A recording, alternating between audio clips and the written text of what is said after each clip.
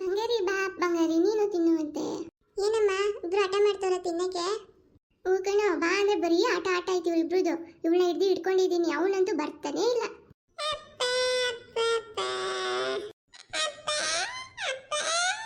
ಓನು ಬಂಗಾರ ಓನು, ತಿಂಡಿ ಎಲ್ಲ ಇಬ್ರು ತಿನ್ನಿ ತಿನ್ನಿ, ಏನಿದೆ ತಿಂಡಿ ತಿನ್ನಿ, ಆಮೇಲೆ ನಿಮ್ ಜೊತೆ ಆಟ. ರೀ, ನಾನು ಸ್ವಲ್ಪ ಹಾಸ್ಪಿಟ್ಲಿಗೆ ಹೋಗಿ ಬರ್ತೀನಿ ಕಣ್ರಿ. ಏನಾಯ್ತು ಅಂತದ್ದು? ನಿಮ್ಮ ಮಗನ ಹಿಡ್ಕೊಳ್ಳಿ ಇಲ್ಲಿ, ನಾನು ಹಾಸ್ಪಿಟ್ಲಿಗೆ ಹೋಗಿ ಬರ್ತೀನಿ. ಏನಾಯ್ತು ಅಂತ ಹೇಳಮ್ಮ ಅಂತದ್ದು, ನಾನು ಹೇಳ್ತೀನಿ ಏನಾಯ್ತು ಅಂತ ಅಂದ್ರು. ಡಾಕ್ಟ್ರೇ, ಡಾಕ್ಟರ್. ಓ, ನೀವು ಭಾಗ್ಯಮ್ಮ ಅವ್ರ ಸೊಸೆ ಅಲ್ವಾ? ಹೌದು ಡಾಕ್ಟರ್, ನನಗೆ ಪೀರಿಯಡ್ ಮಿಸ್ ಆಗಿದೆ, ಮತ್ತೆ ತುಂಬ ಮೈಕೈ ನೋವು, ವಾಮಿಟ್ ಬರಂಗೆ ಆಗ್ತಾ ಇದೆ ಡಾಕ್ಟರ್. ಓ ಹೌದಾ, ಪೀರಿಯಡ್ ಮಿಸ್ ಆಗಿದೆ ಅಂದರೆ 1 ವೀಕ್ ವೆಯ್ಟ್ ಮಾಡಿ. ಇನ್ನು ನೆಕ್ಸ್ಟ್ ಟೈಮ್ ಬರಬೇಕಾದ್ರೆ ಪ್ರೆಗ್ನೆನ್ಸಿ ಕಿಟ್ ಬರುತ್ತೆ, ಬೈ ಮಾಡಿಬಿಟ್ಟು ಚೆಕ್ ಮಾಡ್ಕೊಂಡು ಬನ್ನಿ. ಈ ಥರ ಮಿಸ್ ಆಗುತ್ತೆ ಅಂದರೆ ಒಂದು ಅದೇ ರೀಸನ್ ಇರುತ್ತೆ. ಓಕೆನಮ್ಮ? ನೀವು ಭಾಗ್ಯಮ್ಮ ಅವ್ರ ಸೊಸೆನೇ ಅಲ್ವಾ? ಒಂದು ಮಾತು ಅವ್ರಿಗೂ ಹೇಳ್ತೀನಿ. ಏನು ಡಾಕ್ಟ್ರು ಫೋನ್ ಮಾಡ್ತಾ ಇದ್ದಾರೆ, ಸ್ಪೀಕರ್ ಇಡು ಮಗ. ಹೇಳಿ ಡಾಕ್ಟ್ರೇ. ನಿಮ್ಮ ಸೊಸೆ ಬಂದಿದ್ರು ಭಾಗ್ಯಮ್ಮ ಅವರೇ, ಪೀರಿಯಡ್ ಮಿಸ್ ಆಗಿದೆ ಅಂತೆ, ಮೋಸ್ಟ್ಲಿ ಪ್ರೆಗ್ನೆಂಟ್ ಇರ್ಬೋದು, ನೆಕ್ಸ್ಟ್ ವಾರ ಕರ್ಕೊಂಡು ಬನ್ನಿ, ಮರಿದೆ. ಅಲ್ಲಲ್ಲ, ಒಂದು ಮಾತು ಹೇಳ್ಬೇಕು ತಾನೆ, ಈ ಥರ ಪೀರಿಯಡ್ ಸ್ಟಾಪ್ ಆಗಿದೆ ಅಂತ. ನಾವು ದೊಡ್ಡವರು ಅಂತ ಯಾಕಮ್ಮ ಇರೋದು? ಅಯ್ಯೋ, ನಿಮ್ಮ ಹತ್ರ ಬಂದರೆ ಮಕ್ಕಳು ಕಾಟ, ಅದಕ್ಕೆ ನಾನು ಬರೋದೇ ಇಲ್ಲ, ನನಗೆ ಸುಸ್ತಾಗೇ ಇದೆ. ಯಾಕಿಲ್ಲ ಹಂಗೆ ಹೇಳ್ತೀಯ ನೀನು? ಮಕ್ಕಳು ಏನು, ನಿಮ್ಮ ಮಕ್ಕಳು ನೋಡ್ಕೊಳ್ಳೋದು ದೊಡ್ಡ ಕೆಲಸ ಅಂದ್ಕೊಂಡ್ಬಿಟ್ಟಿದ್ಯಾ? ಒಂದು ವೇಳೆ ನೀನು ಪ್ರೆಗ್ನೆಂಟ್ ಆದರೆ ಏನು ಮಾಡ್ತಿರ್ಲಿಲ್ಲ? ಆಗೋದೇನು, ಅವಾಗ ಪ್ರೆಗ್ನೆಂಟ್ ಆಗೋಳೆ, ಅವಳ ಮಕ್ಕಳು ಗುಂಡ್ಲಾಕ್ಸ್ದಲ್ಲೇ ಗೊತ್ತಾಯ್ತಿಲ್ವಾ? ನೋಡಿ, ನೀವೆಲ್ಲ ಏನು ಟೆನ್ಷನ್ ಮಾಡ್ಕೋಬೇಡಿ, ನಮ್ಮಮ್ಮ ಇದ್ದಾರೆ, ನಮ್ಮ ಅಮ್ಮನ ಮನೆಗೆ ಹೋಗ್ತೀನಿ, ನಮ್ಮಮ್ಮ ಚೆನ್ನಾಗಿ ನೋಡ್ಕೊಂಡು ಕಳಿಸ್ತಾರೆ. ನೋಡಿದವ್ರು ಏನಮ್ಮ ಅನ್ಕೊಳ್ಳಲ್ಲ, ಅತ್ತೆ ಸರಿಗಿಲ್ಲ, ಗಂಡ ಸರಿಗಿಲ್ಲ, ಅದಕ್ಕೆ ಹೋಗೋಳೆ ಅಂತ ಅನ್ಕೊಳ್ಳಲ್ವಾ? ಏನು ಹಂಗೆ ಮಾತಾಡ್ತೀಯಮ್ಮ ನೀನು? ಹೊಸ ಕನಿಕರ ಏನಾದರೂ ಬೇಡವಾ? ವಯಸ್ಸಾದವ್ರು ಇದ್ದಾರೆ, 2 ಮಕ್ಕಳು ಇಟ್ಕೊಂಡು ಸಾಕ್ತಾ ಇದ್ದಾರೆ 1 ವರ್ಷದಿಂದ. ಮಕ್ಕಳನ್ನ ಎತ್ತ ಆಡ್ಸೋಣ ಅಂತ ಒಂದಿದೆ, ನೀನು ಒಂದು ಮಗ ಎತ್ತಾಗ ನಿಮಗೂ ಗೊತ್ತಾಗುತ್ತೆ.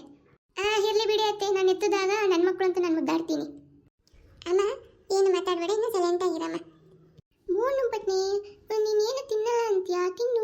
ನಾನು ಇರೋಷ್ಟಲ್ಲಾದ್ರೆ ಈ ಮಕ್ಕಳು ಎದ್ದು ಓಡಾಡಂಗೆ ಆಗ್ಬಿಟ್ರೆ ಸಾಕಪ್ಪ ನನಗೆ. ಬನ್ನಿ, ನನಗೇನು ಅನ್ಸುತ್ತೆ ಗೊತ್ತಾ, ನಮ್ಮ ಮನೆಗೆ ರಾಧಾ ಮತ್ತೆ ಬತ್ತಳೆ ಕಣೋ, ಅವಳ ರೂಪದಲ್ಲೇ ಬತ್ತಳೆ ಕಣೋ. ನಾನು ಹೋದ್ರೂ ಈ ಮಕ್ಕಳಿಗೆ ಒಳ್ಳೆ ದಾರಿ ಮಾಡು ಆಯ್ತಾ? ಅಮ್ಮನ ಮಾತು ನೆನಪಿನಲ್ಲಿಕ್ಕೋ, ಹಂಗಂತೆ ನನ್ನ ಹೆಂಡತಿ ಹೇಳೋ ಮಾತು ಕೇಳ್ಕೊಂಡು ಇರ್ತೀನಿ ಅಂತ ಇರಬೇಡ ಕಣೋ. ಅಮ್ಮ, ನಾನು ಎಲ್ಲಾರನ್ನೂ ಒಂದೇ ಥರ ನೋಡ್ತೀನಮ್ಮ, ಅವ್ರು ಬೇಗ ಇವ್ರು ಬೇಗ ಭಾವ ಮಾಡಲ್ಲ. ನೋಡೋಣ ಇರು, ಲೀಲಂದು ರಿಸಲ್ಟ್ ಏನಂತ ಗೊತ್ತಾಗಲಿ. ಈ ಮಕ್ಕಳಿಗೆ ಮುಂದಕ್ಕೆ ಒಳ್ಳೆ ಭವಿಷ್ಯ ಕೊಡ್ಸೋ.